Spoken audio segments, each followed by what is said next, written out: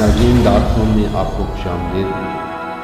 سلطان صلاح الدین ایوبی کے دور میں ان کا ایک جاسوس فلسطین سے جب واپس آیا اور صلیبی فوج کے بارے میں مکمل معلومات دیں، سلطان نے اسے خوش ہو کر تنخواہ کے علاوہ تحائف بھی دیے۔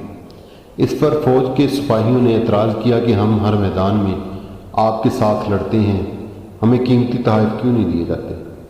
تو سلطان نے بہت خوبصورت جواب دیا کہ جب تم لوگ لڑتے ہو تو میں تمہارے ساتھ ہوتا ہوں، اگر تم شہید ہو جاؤ تو تمہیں یقین ہوتا ہے کہ تمہارا جنازہ پڑھایا جائے گا اور تمہیں قبر بھی نصیب ہوگی، مگر میرے یہ جاسوس میرے وہ گمنام سپاہی ہیں کہ اگر یہ پکڑے جائیں تو انہیں کفن بھی نصیب نہیں ہوگا۔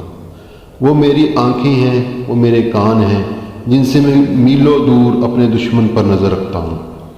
اگر یہ چاہیں تو اپنے ایمان کا سودا کر کے میرے لیے شکست کا باعث بن سکتے ہیں، مگر وطن سے دور دشمن کے اندر رہ کر یہ لوگ اپنے ایمان کا سودا نہیں کرتے۔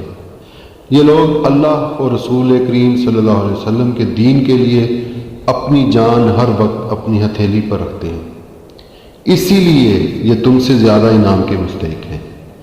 آج ہمارے ISI کے گمنام سپاہی بھی سلطان صلاح الدین ایوبی کے جانشین ہیں۔